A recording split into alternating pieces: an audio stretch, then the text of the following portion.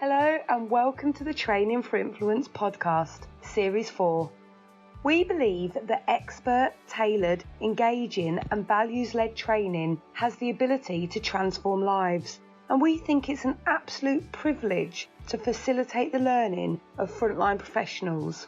So this series is dedicated to sharing stories and tips from experienced and inspirational trainers. Its aim is to encourage and support people who are facilitating training to deliver their very best every time. So it's my absolute pleasure to welcome Mel to our podcast today. Thanks so much for coming along, Mel. Thank you. No, I feel absolutely honoured to be invited. I'm very thrilled. Oh, well, Mel, you're here because, we've kind of known each other for about 15 years. But actually only just reconnected recently because you're now delivering training, aren't you? Yes, well, I've delivered training for a long time. I've delivered training for over 20 years now, but I've finally sort of set up my own training arm. I always used to do a bit of training myself, but I tended to do training for other organisations. But now I'm setting up my own company as such. So, still all on the same subjects, but my way, if you know what I mean, and not somebody else's way.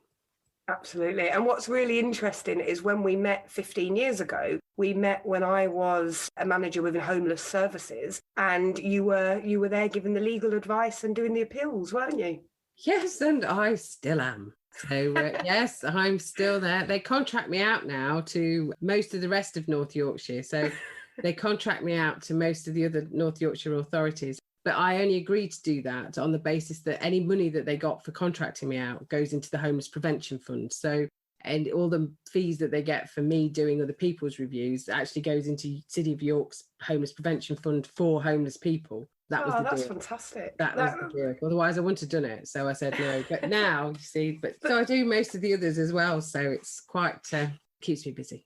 It's exactly why you're here today, really, because we're going to talk a little bit about your training and how you deliver your training, but we're also going to talk about your why it's important to you, why you've chosen this subject. And really, actually this subject you're an absolute expert in. 15 years ago, as I know, you were there on the front line doing the appeals, giving the advice, and you're still doing that, but you're also training others to make those decisions effectively and make informed evidence-based decisions as well. So there's no wonder I've invited you here to talk about being an expert and the importance of really having that understanding and that operational expertise when you deliver training. Would you mind just starting off by telling our listeners then just a little bit of your backstory and a little bit about Mel Cant's training and what you're doing now? Yeah, no. Basically, I started off, I was working for a firm of solicitors doing contentious stuff, and they persuaded me to go and do my law degree because I was training their article clerks, as they were called then, their trainee solicitors.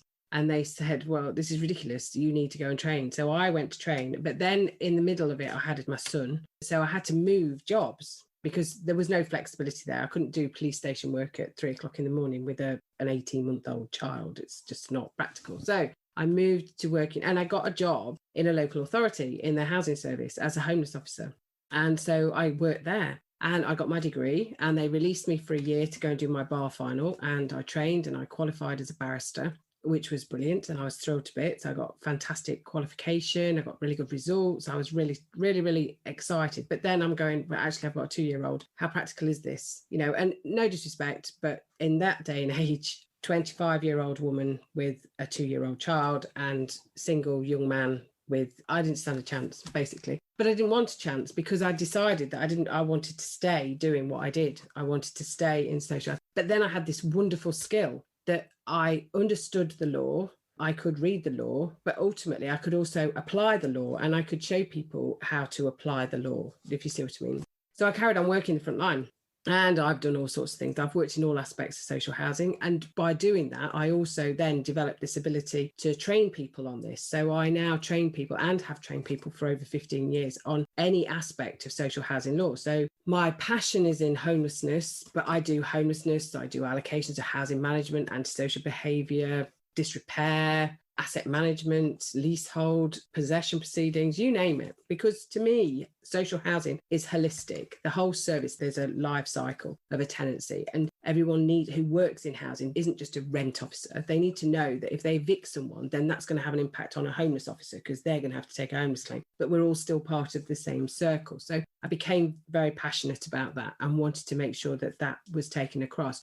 So I worked through all of this time, I've worked for City of York Council doing reviews and all the others, but that was part-time. But I also did some consultancy work, and I did training for several bodies. I've done some consultancy work for the Chartered Institute of Housing. I've also done training for people like Housing Quality Network in terms of housing law training on all of those different subjects. And I've also, in the last 3 years, I've been an advisor for the Local Government Association on homelessness, which is amazing, on homelessness projects. And I've been very honoured to do that. And I've helped several local authorities across the country, which has been really, really good. But then I was going to say, I think you've done an amazing job of highlighting really obviously why I invited you here as an expert today. Right. Because you talk about your history and kind of the path you've walked and the different elements of housing and how they connect together. But actually, one of the things that you've not really highlighted, but I certainly benefited from 15 years ago, is your ability to bridge that gap between the legislation and the legislative language and interpretation, and actually the impact on individuals' lives. You can bridge that gap, you can change that language and bring it alive. And I think, you did a brilliant job there of I was sat back going, wow, all of these things that Mel's done, all of these lives she's touched, all of these decisions that she's made. But actually what's great is that you come very much from that perspective of valuing the end person, the vulnerable person, the service user. Absolutely. And bridging that gap is really quite powerful. I love it. One of my favourite, I'd say the face-to-face training has disappeared, obviously, at the minute. But one of my favourite courses I used to do was disrepair, of all things, believe it or not. I used to love going into organisations, and you could see you'd have the repairs staff, the asset management team, all the surveyors and the insurance officers and everyone all sitting around the table. And they'd all be going, oh, God, why are we here? Why are we here for this training? She's a lawyer, so she's just going to berate us about, you're not doing this and you're not doing that, and this is wrong and that's wrong and everything else. And we're just doing our best. And so this is just going to be awful. And the first question would be, are we getting a break today? How long are we going to get for? What time are we going to be finished? Those were the first questions. And I would just sit at the back and go, okay. And they said, well, are there no packs or anything like that? And I'd say, oh, no, there's just a little quiz. We're going to do this little quiz first, see what you know. And then that will steer me about how I'm going to take this training, through the course of the day. All right, okay. Don't do it on your own. You can do it together. We're asking the questions going, well, I don't know the answer to that. Do you know the answer to that? And then by the end of that quiz, we only need 20 minutes for lunch, and we could go on till 4:30 if you like, at the end of the day. And do you know what? That used to make me sing. That makes me sing. I loved it because the light bulbs were going ping, ping, ping. I'm not here to give you a hard time. I'm here to help you. The law says you've got to do this. And yes, we're not perfect and we get things wrong and we miss appointments and we do that. And we just put hands up and we go, we're really sorry. Here we go. Have some compensation. What we don't put up with is, people, they were and are still bamboozled by claim firms, who are just, they're on a fishing expedition, which then is difficult for officers because they're not dealing with genuine cases, if you see what I mean. So they're mithered by that all the time. But they just thought I was going to come in and say, well, as the lawyer, we have to make compensation. We have to work out how much it's worth and da, da, da. I said, I'm not your legal team. Your legal team will do that. I'm the bit in the middle. So you've got it. Does it really need to go to your legal team? If it doesn't need to go to your legal team, get rid of it. If it does need to go to your legal team, then they will take it on and they will deal with it. But you need to understand and have the confidence to know whether you're going to tell this claim firm to do one or whether you're actually going to take it forward. And that was when I was thinking about these things for today, I was thinking that's one of my favourite light bulb moments. I love it when people, they just all sit there for a start going, oh, flipping heck. It's not even a solicitor they've put in front of us. Well, what a barrister in to have a go at us today, and I just laugh because I think to myself, you've got no idea what's coming, no idea whatsoever. Why do you think it's so powerful though? Because you're talking there about really kind of meeting them where they're at rather than going in with your own agenda.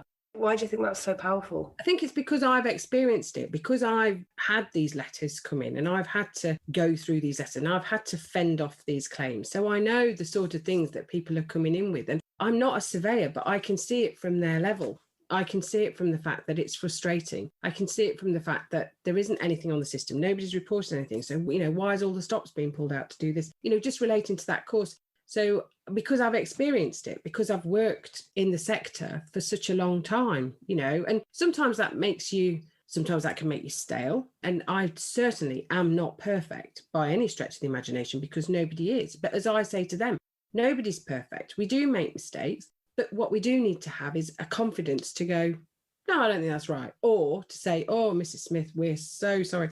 We completely forgot about that. We didn't get it done. We must give you some compensation, blah, blah, blah, because, and just taking that step back and saying, we're really sorry, putting our hands up. But I still love it. I still love that. And that's what I do it for. That's the light bulb moment, the ability to make a difference to somebody else. Then I've won. In an ideal world, you'd love to change social housing the way it's delivered forever. I ain't never going to do that. And I'm one person. But if what I do gives someone the confidence to make a decision that changes somebody else's situation, whether that be a tenant, an officer or whatever, and an applicant, I've won. That's me. That's like you've just read my mind, Mel, because my next question was going to be, why do you do what you do? And why have you set up Mel Cant training? And you've gone straight in, I know obviously I wanted to talk to you about expert, but actually everything that you talk about embodies our methodology, because you've just answered the why question with the exact values-led element. Do you know how important it is that actually, as the trainer, you're clearly doing it for a bigger reason than just because you want to deliver training? So tell us a little bit about your why and why you set up Mel Cant training, and I guess why you focus on this area. Yes. Well, it's funny. So I was saying, somebody else asked me about my why yesterday actually. And I was talking to a lady. I was in a conversation with some women, amazing women. And one of the women in that group, she had been homeless. And she said in 2019, she'd become homeless through no fault of her own. She's a bad relationship and bits and pieces. And she approached the local authority and she was assisted and she was provided with accommodation. She now feels safe. She now is secure. She knows that she's going to be able to, as long as she pays her rent and everything, she'll be able to stay there for the rest of her days. So she knows she's safe. And she said to me, when I said, what I did, she said, I want to send a letter to somebody to say thank you. Do I send it to the local authority or do I send it to the provider? I said, no. I said, if it were me, I would send it to the officer that you actually went in to see that day, and the officer that picked you up and the officer that took you through the process and who helped you out the other side. I said, send it to them. I said, because that letter will either reaffirm or establish their why. Why do I do what I do? I do what I do because this person, it made a difference to this person's life, and this person's now safe and they're now happy. And it took me back to, 25 years ago, best part of 25 years ago, the first letter I received from someone to say thank you. And that letter was my why. Because this person, I had World War III with every statutory agency, even with the housing management team of my own local authority, who were going, we are not housing this person. We are not doing this. We are not doing that. And I put my head above the parapet and said, no, we can't put this person in this particular accommodation because they won't survive, because they will be drawn into drugs and alcohol because they're too naive. They need this stability somewhere else. I won't go into details, but needless to say, if this person is going to thrive, this person has to go here. And they said, there'll be carnage, because it was predominantly an old people's complex, perceived as not, there was lots of older people living there, and to put a young person there was really brave, etc. And I just stuck my neck out and said, no, I think that person needs to go there. And so that's where they went, and they thrived and they succeeded. I was literally waiting with bated breath, with goosebumps going, please tell me that then they succeeded. They succeeded. This girl, she wanted to learn to play the trumpet. She went off, she plays in an orchestra now. But she had nothing. She had no one. She had absolutely no one. She had no family. She had no support. She had nothing. And she'd got, apparently, allegedly, psychosis, but community mental health services had lost track of her for several years by the looks of things. And everything was just up against it. She was just a bad lot, apparently. And I stuck my head above the parapet, and then I received that letter, which was to say, thank you very much. And she invited me round to a it was quite when I walked around, and I must admit her colour choices were not the same as mine, but that's not the point. You went round and I said to her, look, what do you think? And she was so excited about it. And that day was my why. God, do you know, Mel, you just cannot underestimate the impact, do you know, that you and a team of people around you then that kind of your decision kind of moved into place. But the impact that would have had, that life that you have undoubtedly influenced, and then the life she's touched, because as she's then gone on in her life, the people that have listened to her orchestra, you know, the positive contribution to society, her own healing of trauma, you know, stability and housing. You know it as well as I do, but you've just kind of made me reflect on the day, which was my 16th birthday, that I moved into my first ever homeless hostel. And I was homeless on the streets at 15. And I went to the hostel, and I remember a woman met me at the door and she said, I'm really sorry, but we are not allowed to have anybody under 16 in this hostel. Please, please, please come back to me as soon as you're 16. And that was about 4 weeks later. And I went back on my birthday and she said, oh my gosh, we've got no rooms, but come in anyway. And I honestly, what she didn't know at that point was, because of something that had happened the night before, if she hadn't have taken me in, then actually my next stop was suicide. Do you know? And she didn't know that. She had no idea whatsoever that was where my brain was going next. Yep. And just hearing you talk about, actually from behind the scenes, the fights that she would have probably had to have. The fact that you cared enough, you cared more about that person that you've given the example of than you did at that point about your career. Do you know, actually the priority for you was getting it right and getting it right for that individual. And honestly, I can't say enough just how it just warms my heart just to hear you say that. And it makes me quite emotional, actually, thinking about if you've gone through the last 25 years applying that methodology to every decision that you've made, bloody hell, do you know, the impact that you've had will be tremendous, would just be everlasting. It's funny. To me, I am fanatical and passionate about people having justice and having the right to social justice, to what they're entitled to. It doesn't make me a very popular person. It certainly doesn't make me very popular with, providers and people and other statutory agencies. I don't see that as my role. My role isn't to be that person. My role is to be there. I can't, if someone went to court, they could instruct me. If I was an independent barrister, they could instruct me as a barrister, and Mel, can you come along and can you present this case for me today? But that isn't going to solve anything. That isn't going to solve anything at all, because what needs solving is at that time. And that's why I do what I do. And that's why I developed my training, because that's what it's about. It's showing people that everything has a reaction. Everything you do will cause a reaction somewhere else. And you've got to make sure that those reactions are best for that person. So many times I hear people saying, oh, well, if you walk out of that tenancy, then you're going to be intentionally homeless. How many people suffering domestic abuse have been told, if you give up your tenancy, you will be found intentionally homeless? To me, that is just completely, you're making someone make a decision about staying in a complete amount of abuse rather than being found to be intentional, not going to be assisted by the local, I'm not going to be assisted here. That's just one example, but that's such a powerful example. And I remember years ago going on a training course. And again, this was an eye-opener for me. IDAS in York did a training course about domestic abuse, obviously. Gotta love IDAS. They're brilliant. Yeah. And basically, we had to all put something in an envelope. We had to write something down we were embarrassed about. I never forget this. I loved it. It was one of the best training I've ever been on. I know exactly where you're going. This activity is phenomenal, isn't it? And we put it on the desk and it sat there all day. I never heard a thing that lady said to me all day. And none of us did, because all we were thinking about was what was in that envelope. And whether you're going to have to share that. Exactly. Yep. Whether she was going to open it and whether she was going to say it. And at the end of the day, she said, all right, we finished the training, blah, blah. And every single person said, what you can do with those envelopes? Oh, well, you can take them back. And it was something pathetic that I'd written down. I remember something, taking a penny chew from the local shop or something like, do you know what I mean? When I was 5.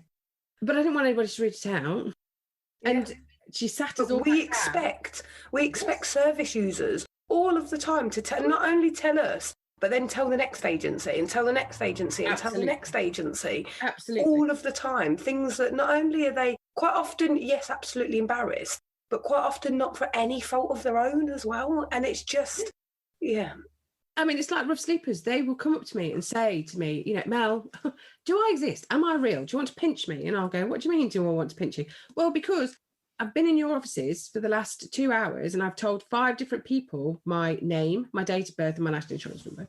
He says, does nobody write it down? Well, yes, they all write it down, but they're all in different sections. And so consequently, they don't communicate with each other. And that drives me insane. Well, one of the things I was going to say, yeah, the whole argument with the system is complicated. And I'm like you, I get absolutely frustrated about the system, feel like I want to bang my head on a brick wall quite often.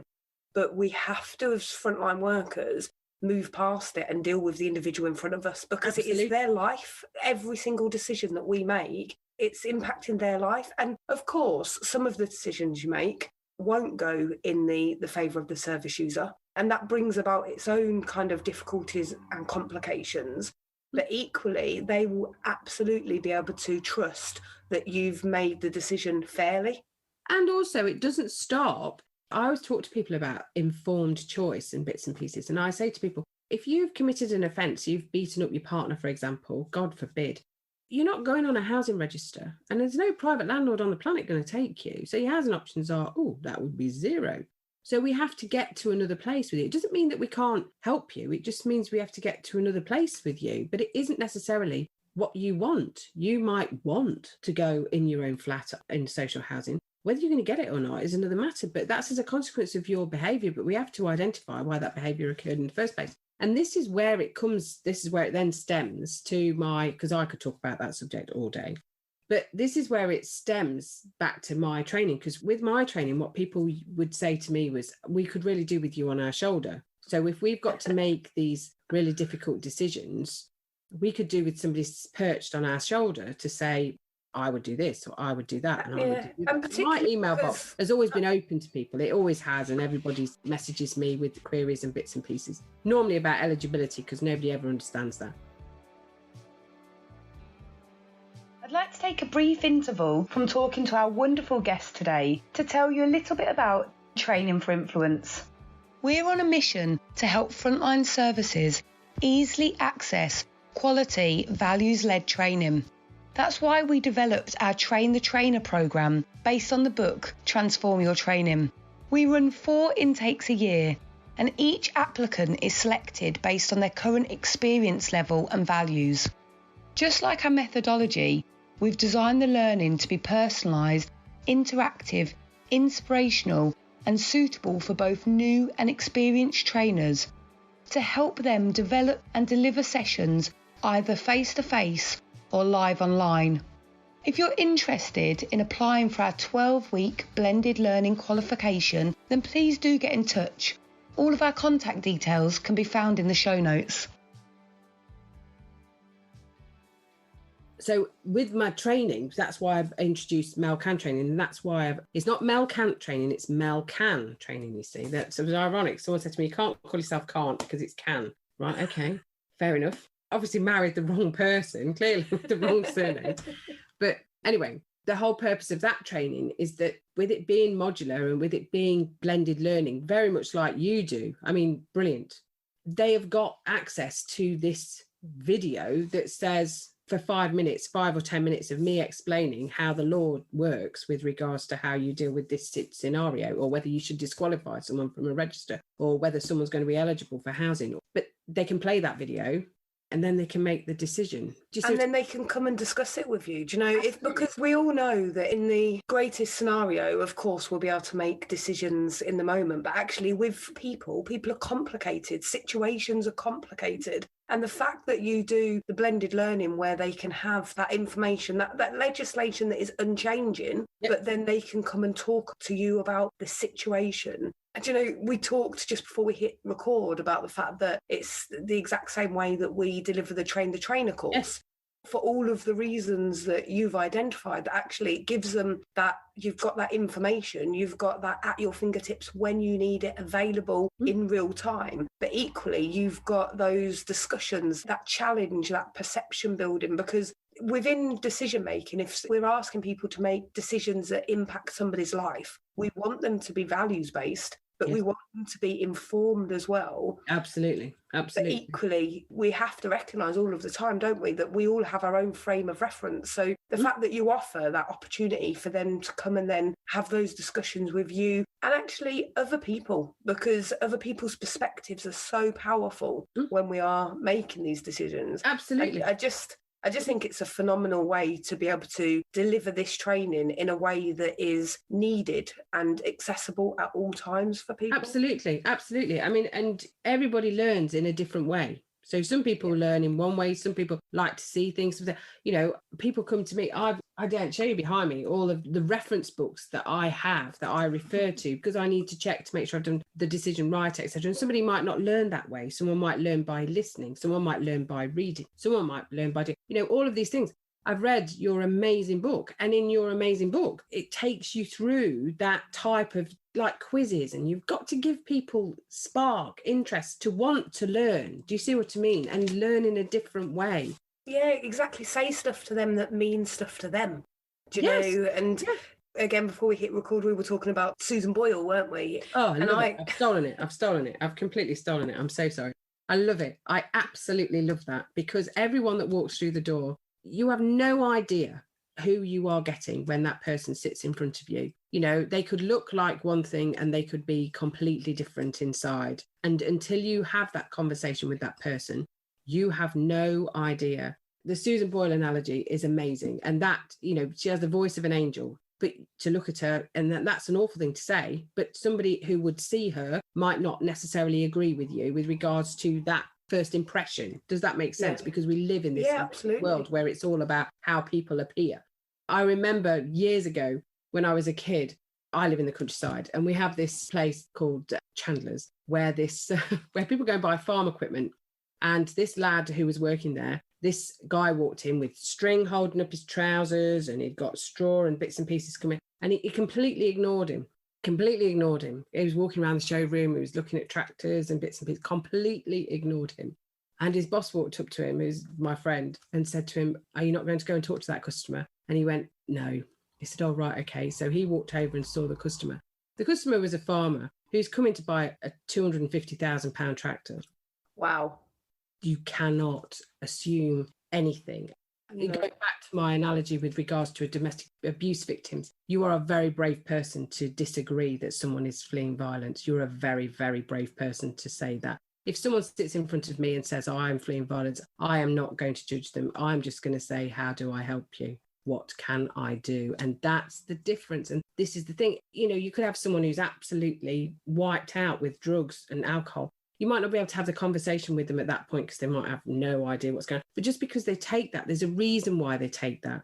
I put a post on LinkedIn the other day because Robert Jenrick absolutely did my head in when he said, "Oh, I don't think rough sleeping is about housing. I think it's more about mental health and drugs." And I put this post on saying, "How dare you?" I think you'll find that drugs and mental health issues are as a consequence of rough sleeping, because until you've done it, and I thank the Lord that that's never happened to me. All I can show is the experience I've got from working with rough sleepers. But until you've seen, you know, you're not just going to be anxious and depressed, you're terrified. And you're going to do whatever you can to get through the night. So surely prevention is better than cure. Surely that's the way forward. You don't deal with the issue when it arrives. You deal with the situation. Why is that person? I do a big thing on housing advice training, and they get a whole set of scenarios, and they'll come in instantly and say, "Oh yes, this person's going to be intentional, or this person won't be priority need, or this person won't be this, that, and the other." And I say, whoa, you've gone too far. What do you mean we've gone too far? We've gone too far. What's the first question you're going to ask? Well, you know, I said, "You haven't asked any questions. You've made assumptions already. What's the first question you're going to ask?" The fact that they have walked into your office and are sitting there in front of you, the first question is, "Why are you here?" I said, because although statutorily they may not be homeless, they believe that they have a housing need, and you need to get to the bottom of what that housing need is, and you need to find out whether there's anything you can do about it. That is housing advice. That's the key. It's why. So you ask why we do what we do. But one of the biggest questions we have to ask people when we're in our business is, why are you sitting in front of me? Why do you need to be here? And that might be something really simple to sort out. But then again, it might be something really, really complicated that is going to cause a lot of upset, but still needs to have a resolution, because every person should have a roof over their head. Absolutely.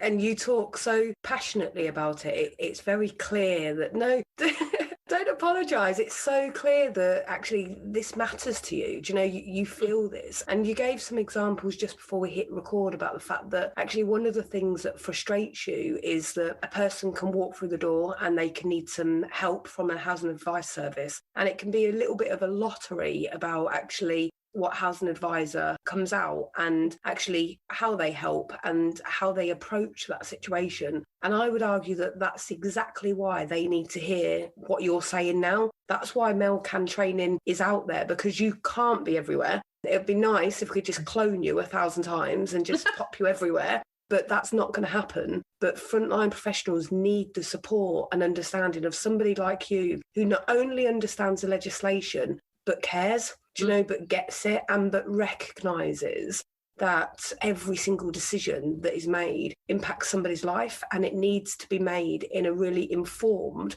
but values-based way as well. So I'm thrilled that Mel Cant training is out there, and that hopefully is helping people to kind of make those informed decisions and lean into those decisions a little bit, because a lot of the decisions, particularly of frontline professionals, can be informed by the system and by fear that there's not enough money, so we can't do this. Or if I do that, my manager's going to say, well, actually, there's too many people on that service now. And, you know, quite often those external pressures influence decision making. And what you sound like you're doing is going, no, that's not good enough. But it's also taking that step back as well for officers. You know, having been an officer, you know, working in this as you have as well, is taking that step back as well and seeing that, you know, sometimes it might be because officers are like chalk and cheese, but other times it's managers recognising that their staff are under huge amounts of pressure to tackle. I mean, homelessness this year, everyone's supposed to be in. There's not supposed to be any evictions, and yet there's only a 10% reduction in homelessness. You tell me. That doesn't quite equate, does it? It doesn't equate at all, does it, really?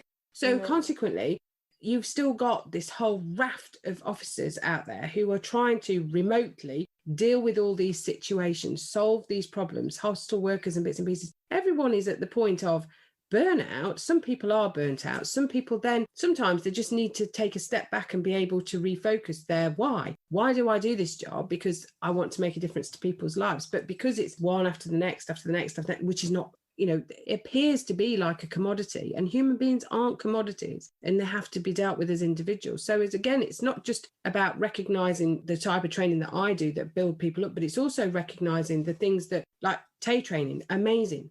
That type of thing, whereby it's identifying those things and giving the people support networks and types of training and messages to help them deal with. We all have bad days, don't get me wrong, and we all have people who drive us mad. And don't get me wrong, I've probably been, you know, for some of the customers on the other side. I remember the first housing officer job I had, homeless officer job. There were only 3 of us, 3 homeless officers. It wasn't that big an authority.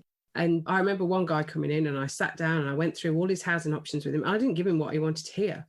You know, I said, right, these are the housing options that are available to you. You know, I'm happy to do this, that, and the other, etc. Anyway, off he went. Next day he came in. He said, I don't want to see her. I want to see somebody else. And so he saw my colleague, and she said, well, looking at the notes, I can see that Mel said this, this, and this, and she's told you what you need to do. So, you know, I'm afraid that advice is still correct. So, right, off he went. Came in the next day and said, I don't want to see those 2. I want to see you. And saw this other girl. And she just said exactly that. She said, well, here's the notes. The advice isn't going to change. Sometimes the advice I've got to give you isn't great. Points for perseverance, though. Yeah. Oh, no, every time. But he said, but I just want you to give me a flat. I just want you, but we can't give you a flat because we don't have a flat. You know, we don't have the type of accommodation that you want. So I can't give you what I haven't got. And in the end, he came back and he then worked with everybody to then be able to make progress to go, etc. But it's a double-edged thing. It doesn't necessarily make you, you know, it's like chalk and cheese. Some people will love it and get it. Other people really won't. They'll be going, no, these are the rules, this is what you do, this is how you do it, and they will be very set in their ways. They're not my tribe.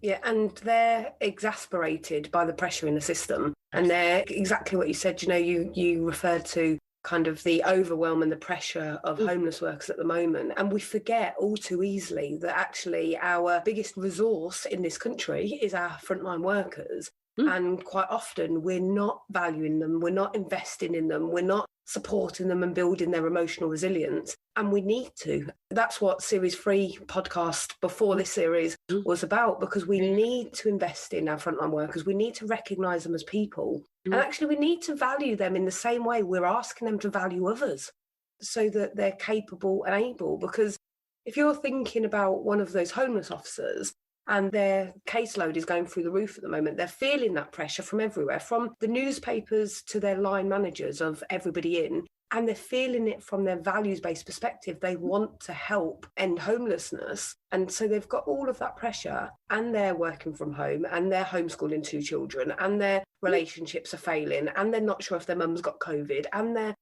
all of those things together. And that's why I love the fact that everything you talk about, you go on and on about how the response needs to be holistic, that actually there isn't one solution. Every solution has to be holistic. And that's for our housing workers as much as it's for service users that they're working with. Absolutely. And also, like we were talking about before we went live with regards to this, I'm an expert in what I do. I'm happy to say I'm an expert in what I do, but I'm not an expert in benefits. I'm not an expert in social care. I'm not an expert in mental health. But there's an impression that I need to be all of those things. And, this is where I think, from your book and everything, this is where I get it, is that I've had 25 years of building a network up of people that I trust, that I go to and say, I've no idea whether this person will qualify. Can you help me in terms of benefits? Or what's the situation with regards to mental health? Or will I need a court of protection situation with regards to this person? Because I don't know, because that's not my area, and that's a weight lifted as well, because I think whether it's in housing, whether it's in social care, whether it's in criminal, whatever area you work in, there's a perception that, this person who's sitting in front, you are my officer, you are the only person who's going to do things for me. You need to know everything. And that's another thing. We don't need to know everything. We need to know how it fits. And we need to know the impact of, like you say, this whole holistic thing, how it will impact somewhere else down the line. I'm the first to say I'll have big rows with social care sometimes on the basis that they will want me to take a customer that I don't believe has the capacity to undertake tenant responsibilities. And I don't want to set them up to fail. And it is a huge row. And they'll say, but you have the houses. And I'll say, no. I have general needs houses. They aren't ready for that yet being the operative word. What you need to do is help me with a care plan so that then they can, or put them into some form of supported accommodation where they can learn to do that. But if I were to put them in a flat in the middle of an estate with a secure tenancy, well, here we go. That's the revolving door. Round and round and round and round and round we'll go. Absolutely. And they'll say, I'm homeless. Or you can't find them intentional because they haven't got the capacity, but you still want me to house them. And they had the capacity to have a general needs house when it suited social care. So it's, and I love there how you reference your network, because that's so important, and that talks to the expert step in the methodology so keenly, because that is one of the reasons why Training for Influence exists. Yes. So that we can lean into our experts, so that we can ask somebody else, we can get their perspective, but also they have a complete different viewpoint or complete different lens on the same question. So your social care person will be coming from their information, from what they're trying to achieve, from their discussions with that individual, etc. And actually that big argument that you're talking about, that's really healthy. That's exactly what should be happening within the sector. We should each, within the sphere of our expertise, be able to then lean into somebody else who knows about mental health and lean into somebody else who knows about domestic abuse. And that's what I love about the community that we're building at Training for Influence, is the fact that it's full of values-led people like yourself that are going, hang on a minute, can you tell me about this? And what if I ask you about this? And the collaboration and the magic that brings with the same end goal, because you might be coming at it from a housing perspective and somebody else might be coming at it from a preventing domestic abuse perspective and somebody else might be coming at it from a mental capacity perspective. But actually within our community, they're all coming at it from and we want the best for the end user perspective. Exactly. And that's the vision. And that's the thing that you've got to get to. And yes, that healthy discussion is fantastic. Where I get angry is where it's coming from a budget-led perspective, where people say, well, we haven't got the budget to do that, so you need to provide them. If you house them, then you'll get housing benefit. If we house them, we've got to pay. And I just scream from the top of my voice, it's all public money.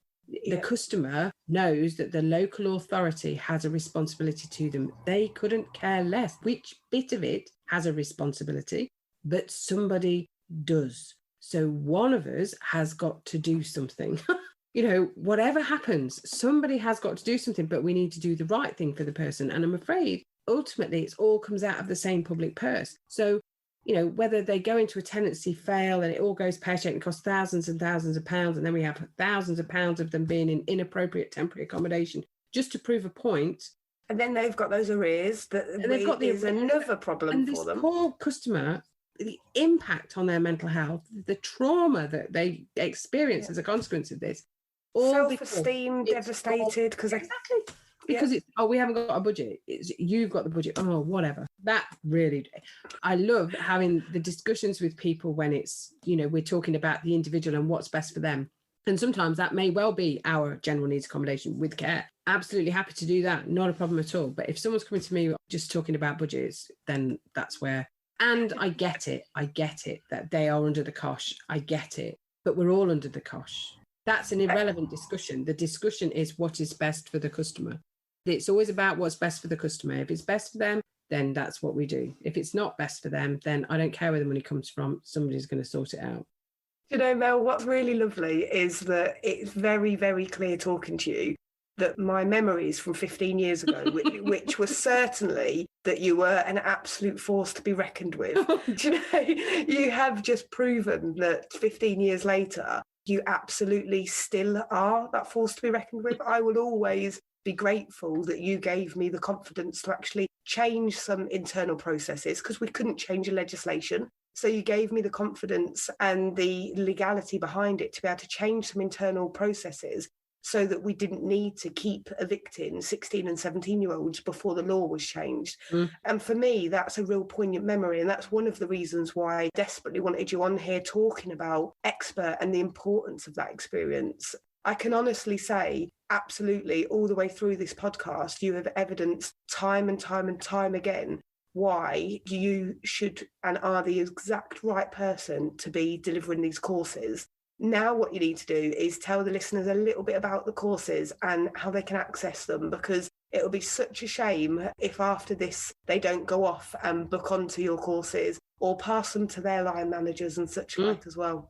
No, well, yes. I mean, as I say, I long for the days where we get back to face-to-face training because I love it. But the courses that I've developed now are literally, they're blended learning. So the person goes through a journey. So my baby is my introduction to housing law. That's my favourite. That's my holistic housing course. And basically, whatever section in housing somebody works in, they will get benefit from it. So they go on a 4-week journey with me. They go through the life cycle of a tenancy. So each week they get a module. The first one is about how you get a tenancy. The second one's what sort of tenancy they get. So the different types of tenure that's out there. The third one is all about how we manage people in those tenancies. What are our responsibilities? What are their responsibilities? And then the fourth bit, obviously, is how a tenancy ends and how we manage voids and bits and pieces. So it all interacts with each other throughout. And I think there's 17 lessons altogether. They're all videos and they're all quite short videos.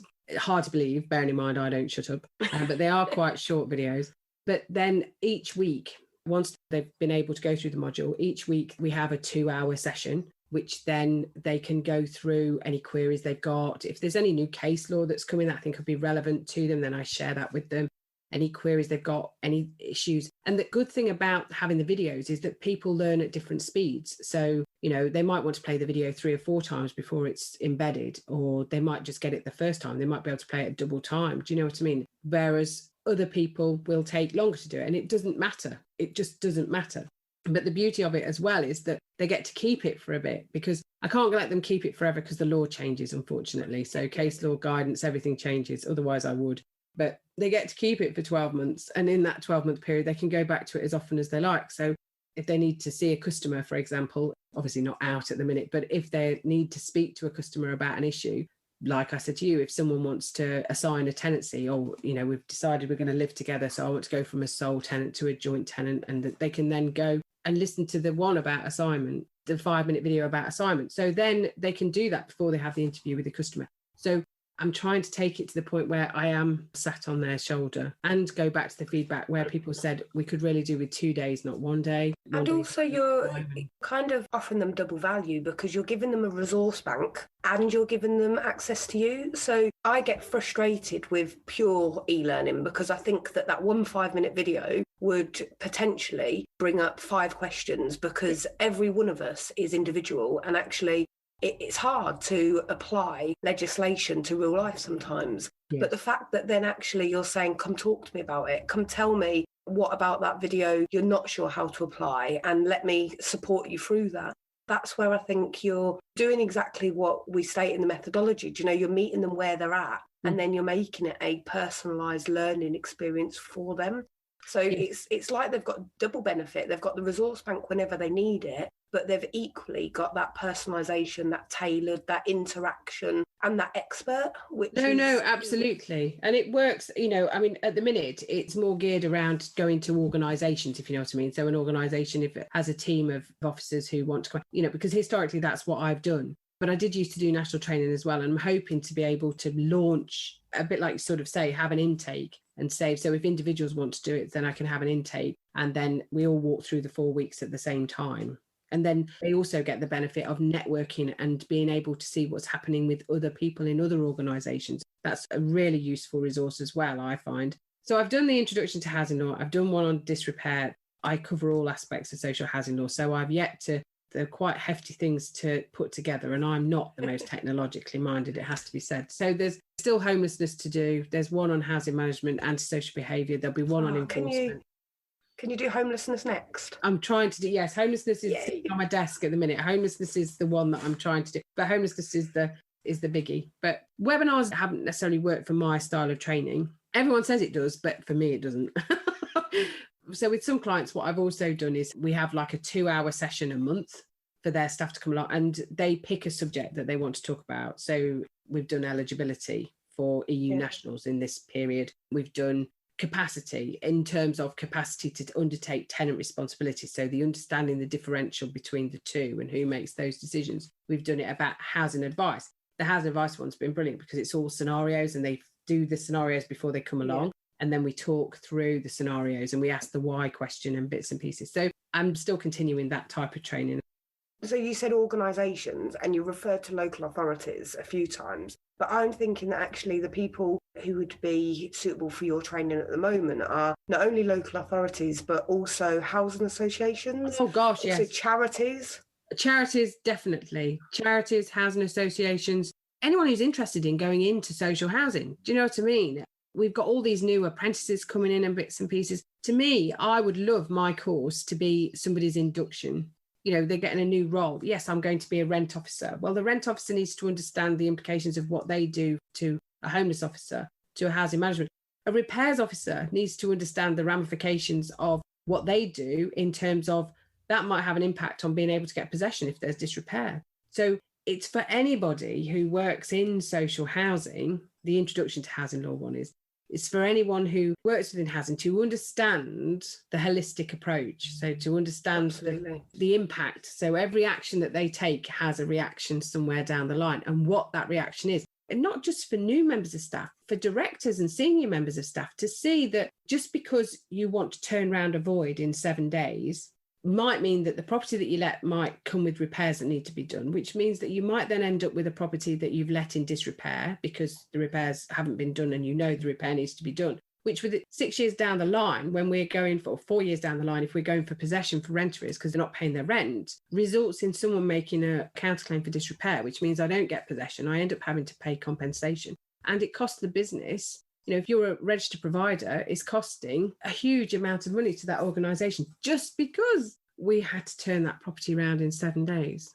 Yeah, absolutely. Rather than letting a property that was actually ready for people to move in, so they could move their furniture in and they could move their, without thinking, oh God, you know, they're going to come in a couple of weeks and put new windows in or put a new kitchen in. Or the mold's going to ruin the furniture or whatever. Exactly. Just let it the way it's supposed to be.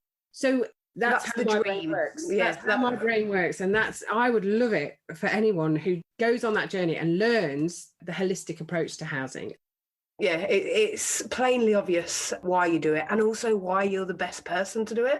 So I laugh because when I was at bar school, I was known as, we had this thing called Barely Legal. I know Giles Peaker does Nearly Legal, and I love following what he does because he's brilliant. And anyone who is interested in that side of things, his blog, Nearly Legal, is amazing. And you should subscribe to it. I love it.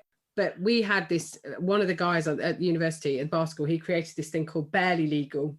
And this is the parting shot. My handle was Mel Rant, not Mel Cant, Mel Rant. That was my handle. I loved it. So Mel Rant, where can our listeners find out about you and your courses?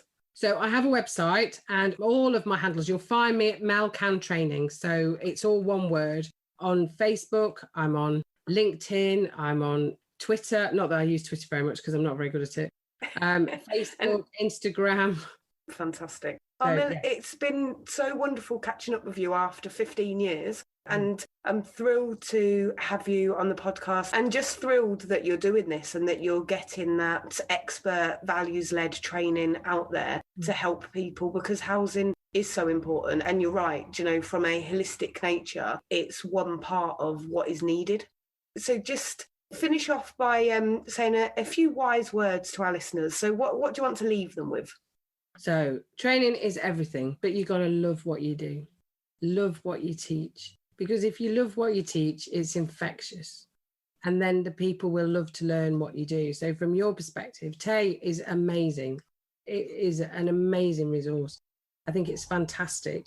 And it speaks to it speaks to the industry that we work in. You know, we serve the public, but we're serving the officers that serve the public. So therefore, it's making sure that that's right. But if you're going to train, yes, you need the knowledge, but you also need to have a passion for that knowledge. You need to have a passion for making sure you get that message out there. So if you love what you do, I mean, I have to, like today, I put 2 hours aside today to catch myself up on what case law's gone on this week. Now, that's not a chore to me. I love it because I'm like, oh, what's happening? I need to see what's happening. I need to see how that applies to what I deal with on a day-to-day basis. And then if necessary, I need to share that with my colleagues. So if you have the passion and if you love it, it is infectious. People want to learn. People want to do it. So for those of you that are trainers or want to be trainers, that's the key. This passion is everything. Absolutely. Thank you so much, Mel. Thanks so much for listening to this podcast today. We really hope you found it enjoyable and useful. Please do click subscribe and then you'll be the first to know when we publish the next episode. And we'd love it if you could share this podcast with a friend or a colleague who might find the tips useful or resonate with the stories. If you'd like to find out any more about us or our wonderful guests, all the information can be found in the show notes. We really hope you have a wonderful day.